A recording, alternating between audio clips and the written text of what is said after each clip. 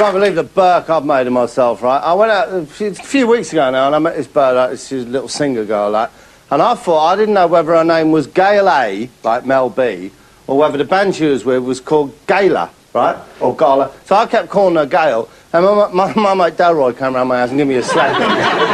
He said, "You burk, that ain't her name." Anyway, we had a little thing going, we had a little fling, and she wrote a song about me, right? My love ain't got no money, he's got his strong beliefs. Because I used to go for a pizza with her, right? And she'd say, "You going to pay the bill?" So I ain't got no money. Right, and you've got your own bad. My strong belief is you should pay for my pizza. It didn't last very long, basically. I've got this big court case coming. I don't want to go into details with you. It's to do with Dame Thora Heard, and I don't need to say any more than that. But what I've done, I'm worried about the outcome of it. So I've got this beautiful stuff. Oh, it smells lovely. You put it in your bath, like bubble bath. And apparently it's a powerful Indian blessing, and it does you good at a court case. Absolutely genuine. You get that next time you're in court for anything. Delroy, if you're watching. Oh, this is something you're going to see. You've probably already bought a copy, haven't you? I bet you every single person has got a copy of this. And do you want to? You can sing along with me if you want. There you go. Let's hold it up here. Let's have a look. There it is. You see it there? Look. Tinky Winky, la la, Dipsy, Millsy. There you go. There you go. You can have that there. What have we got in here now? Let's have a look. Oh, this is something I'll buy, right? If any of my mates come round, I'll give them that. Look at that. Especially some of the athletes. Tesco Value Oats. There you go. No, it's good, that. It's nice. It's good. But unless Linford comes round, obviously, and I used to give him them, look. Super fast oats. That's a shit joke, isn't it? Bit of trouble with my uncle. Unfortunately, he's got Parkinson's disease and Tourette's syndrome. He's just been drinking too much of that, basically.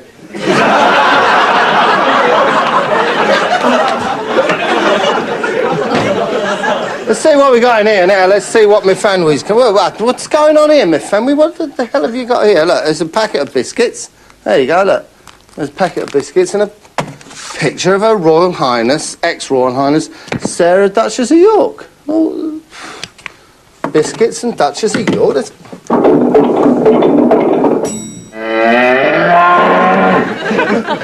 Oh, lovely. My favourite biscuits. Look, there you go, look. Look. Ginger Royals.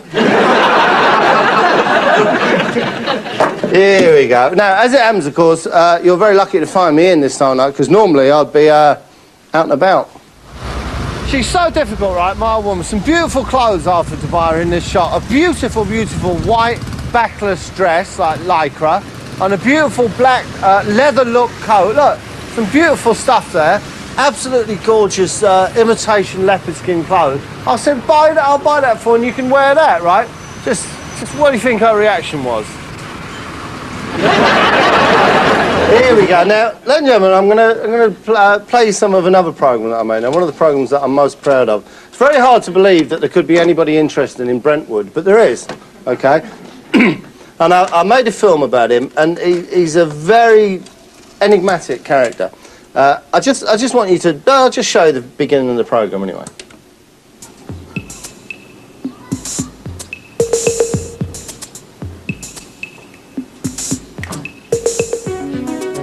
Eccentricity and genius often go hand in hand. Human history is littered with examples of people who have developed theories so challenging to their time that contemporaries have derided the theories as absurd and their creators as cranks. Right. Eccentricity, that's what the Americans called eccentricity, but what do they know about anything? Eccentricity and genius are often confused. Now, that's what they're saying. This man, a lot of people say he's a crank. He might not be. He might be a genius. Why don't you decide? Let's have a look. Let's see what his theory is. The ancient Egyptians, around about 3000 BC, invented the sail, and then they started exporting their ideas to other countries of the world. The ancient Egyptians invented the sail and exported their ideas to other countries of the world. Well, I'm sorry, I don't find anything stupid about that at all. I mean, it's hardly genius material, but it's certainly not a crank. Let's listen again. They exported their ideas to other countries of the world and took their aircraft with them.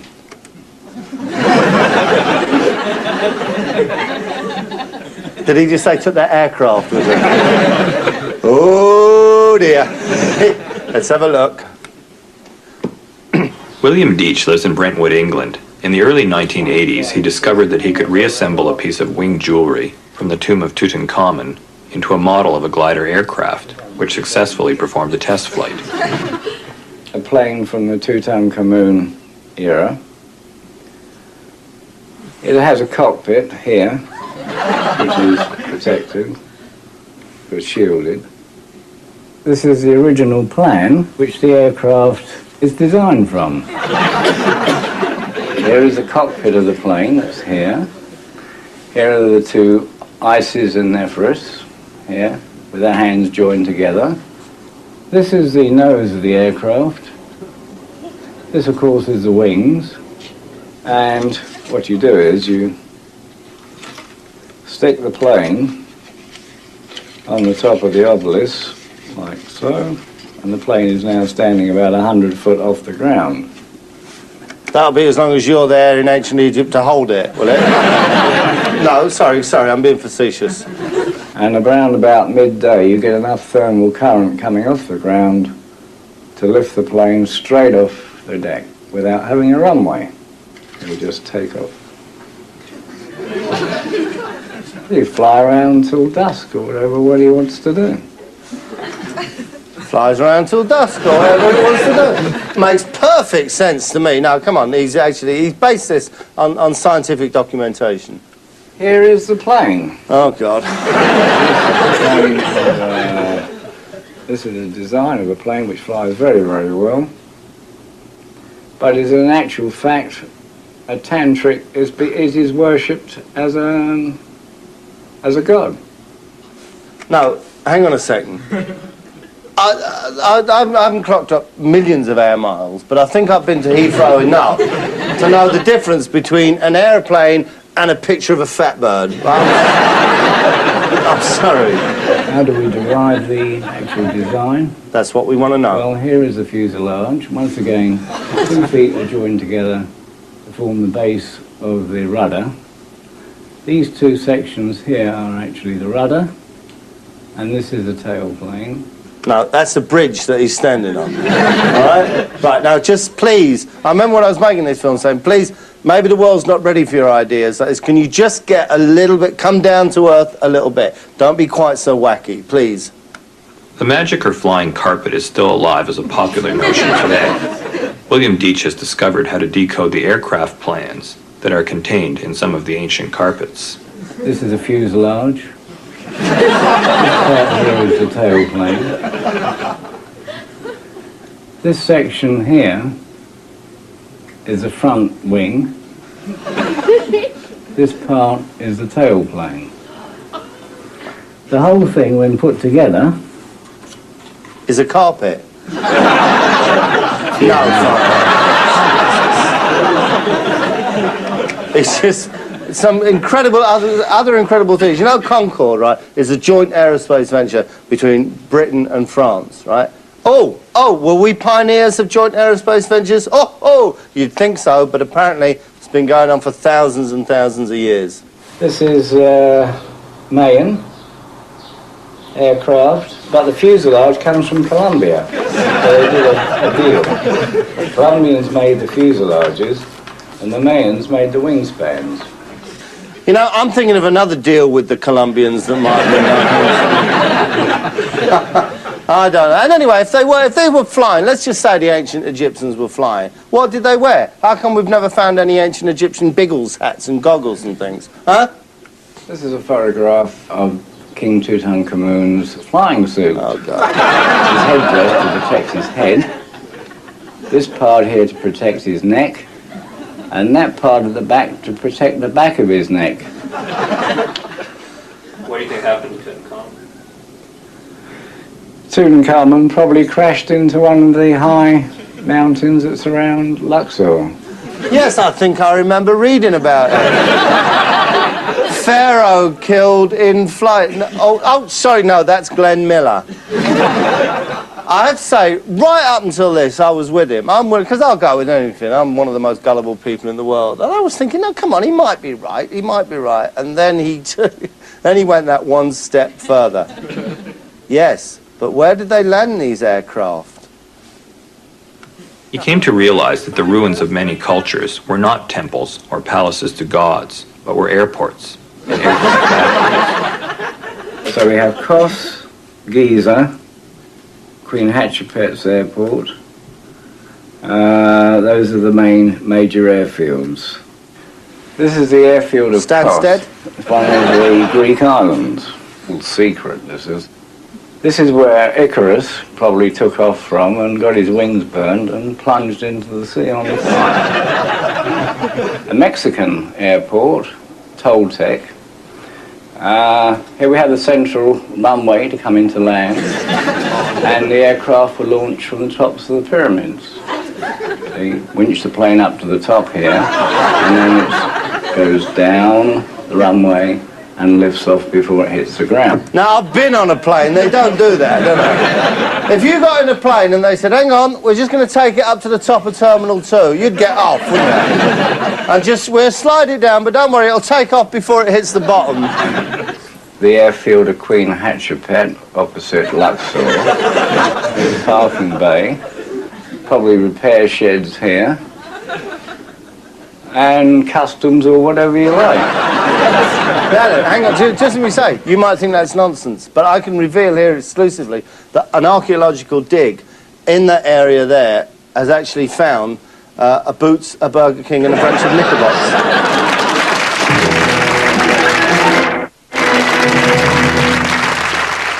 My Uncle Bernie, right, he's built these houses. You know he's a bit of a mean sculptor.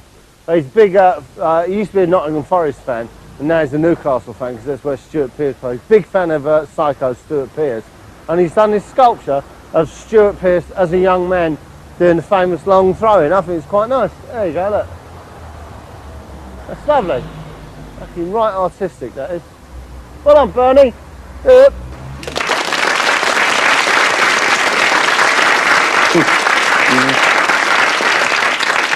So, new book that I've written. The good people of Milton Keynes approached me and said, would I be interested in writing a book about their city, about their town? And this will be out in print in a couple of months. There you go. Milton Keynes, Wild Town. Absolutely lovely. Here's another book that I've written, and this is about me. Basically, it's about my sex life, all right? Because, and what I'm saying in it is, women like you to be generous, cultured, charming, and polite, all right? And if you live by that and be like me, you'll have the same kind of success that I have, right? And there's my book I've written about it. What's this doing here? What's the cleaner? Tina Turner, she's sacked now as my cleaner. Look, she's my ankh don't belong on the bookcase, does it? You don't leave an ankh on a bookcase, do you? Where does an ankh go? It goes in the ankh box in the pantry, doesn't it? This is my ankh. Have you all got ankhs? Haven't you got ankhs? An ankh is a brilliant thing, right? They use it, Indians, ancient Egyptians, people use it.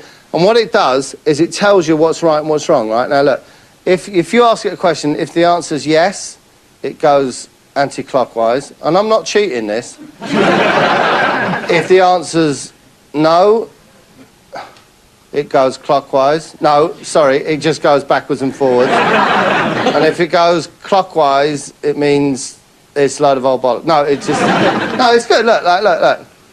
Go down here, look. Shall I carry straight on and fall arse over the sofa? No. Shall I turn left? Yes.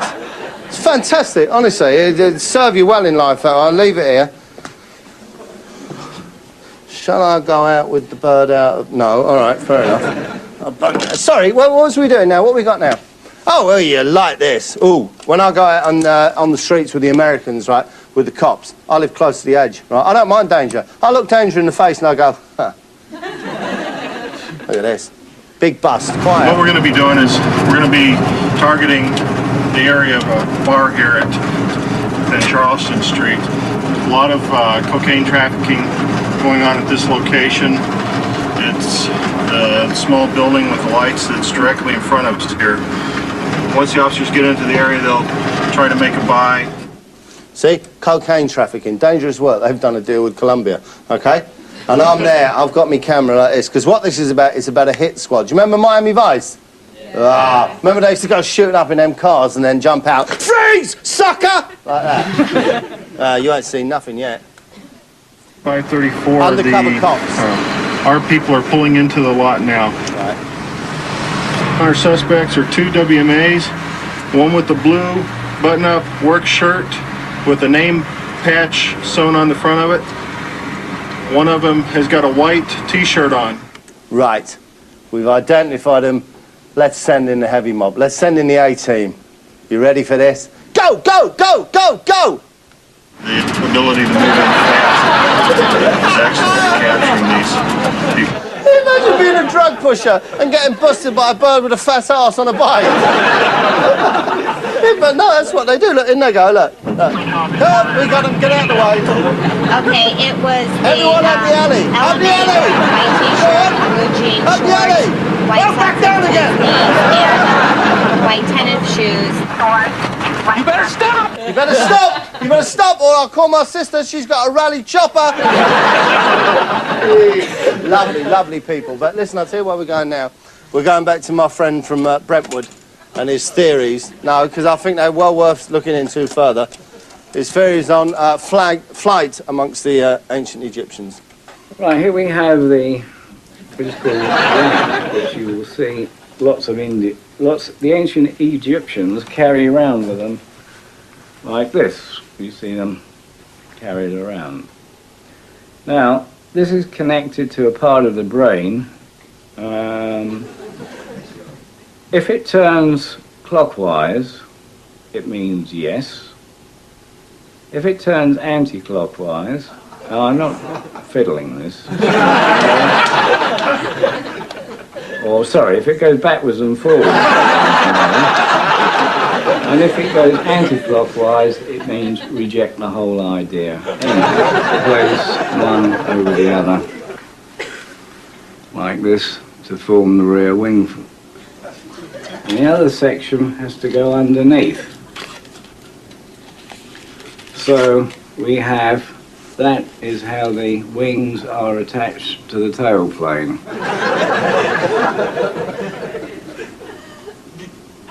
We bring the ankh up and we say, is this the front of the aircraft? And he says, no, it's at the front of the aircraft. And he says, yes. So the nose cone goes on, and that is the tailpipe. Thank you very much, Jane. Just can I ask you a question? How confident would you be, right, if you turned up at an airport and saw a pilot going, is this the button to make it go up? But anyway, listen, don't laugh at the man, right, because you don't know. Many a genius was called a fool. And quite a few fools have been as well. But the proof of the pudding is in the eating, okay? He says the ancient Egyptians could fly, and he's proved it with his paper. Well, let's see. The main thing, you see, if an aircraft doesn't fly, then it's not an aircraft. But if they fly, the proof of the pudding is in the eating. There you go. Magic carpet.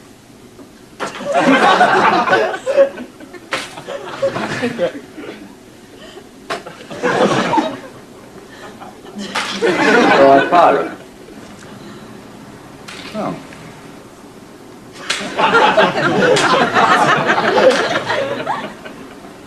Yeah, that flies pretty good. There you go. Now, one he said was this, right? It wasn't just gliders, because, you know, what do you think? Stupid ancient Egyptians are just going to have gliders? No. They're a very intelligent nation, and they wanted jet propulsion. They wanted rockets, right? And he knew exactly how they'd achieve this. What's that powder you just opened? Potassium permanganate, which has been around for years. Right, you got your cameras rolling?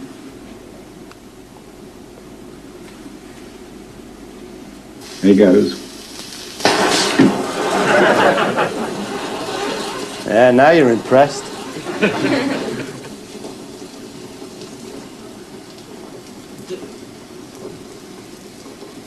There's your afterburner. I put that in the tailplane of the aircraft with 5 gallons of fuel, and you get about 500 The plane would take off at about 500 miles an hour. That is why the pharaoh had to wear the thing underneath a beard to avoid his neck being broken.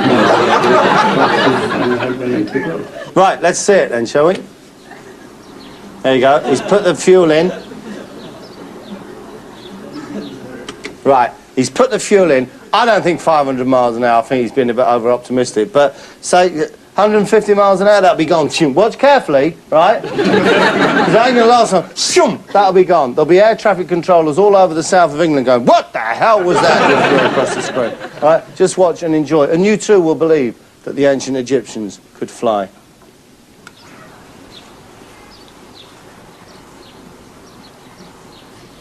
She's going.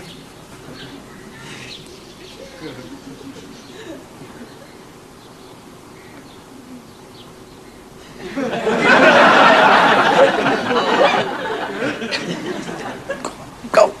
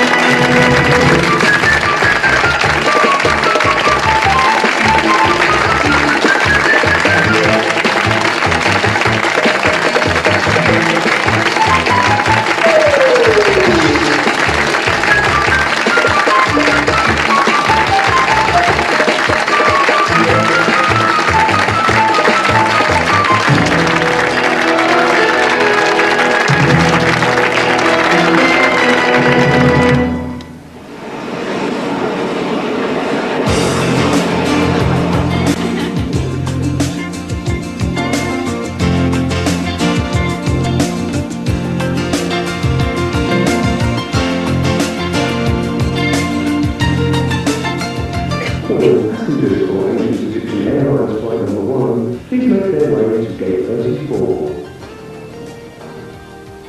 Thank you very much for your patience. We will be ready to board very shortly, I'm sure. A few technical problems, of course. Safety is absolutely paramount here at Ancient Egyptian Airlines. I think this one will be it. I think... that's fine.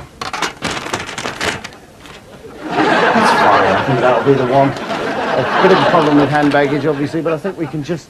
Oh, that's lovely. That'll take us there all the way. I think we're pretty much ready to go.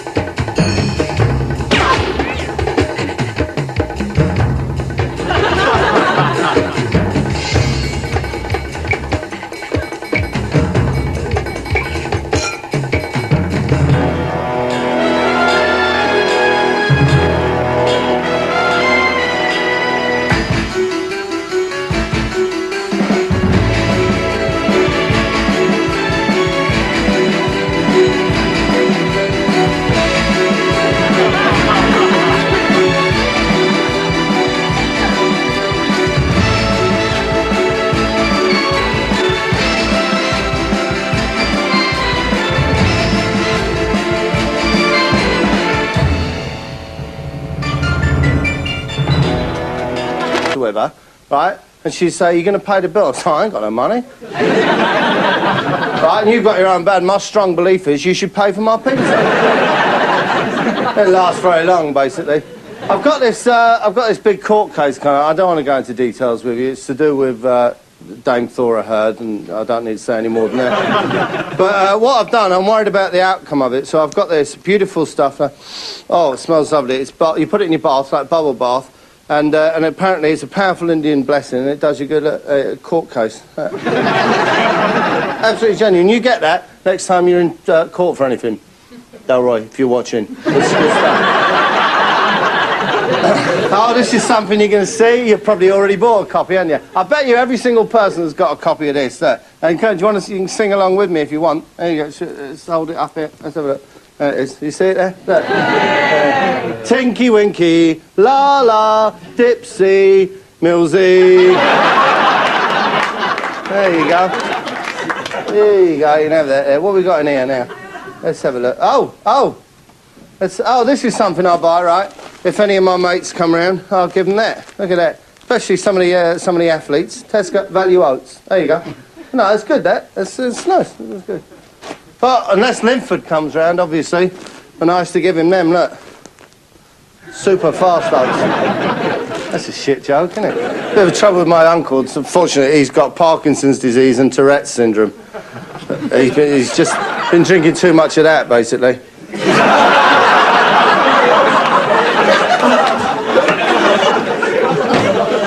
Let's see what we got in here now. Let's see what my family's... What's going on here, my family? What...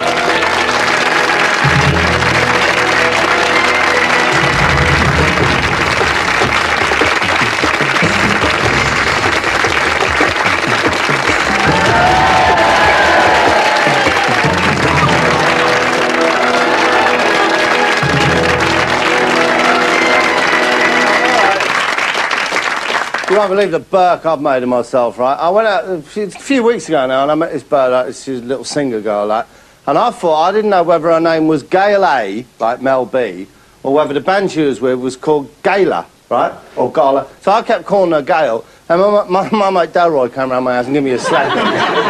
He said, "You burk, that ain't her name." Anyway, we had a little thing going, we had a little fling, and she wrote this song about me, right? My love ain't got no money, he's got his strong beliefs. Because I used to go for a pizza. What the hell have you got here? Look, there's a packet of biscuits. There you go, look. There's a packet of biscuits and a picture of Her Royal Highness, ex-Royal Highness, Sarah, Duchess of York. Oh, biscuits and Duchess of York. That's...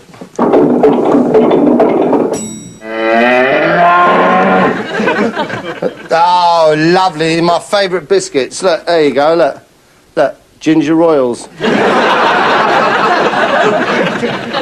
Here we go. Now, as it happens, of course, you're very lucky to find me in this time, because normally I'd be out and about. She's so difficult, right, my woman. Some beautiful clothes after to buy her in this shot. A beautiful, beautiful white backless dress, like lycra, and a beautiful black leather look coat. Look, some beautiful stuff there. Absolutely gorgeous imitation leopard skin clothes. I said, I'll buy that for you, and you can wear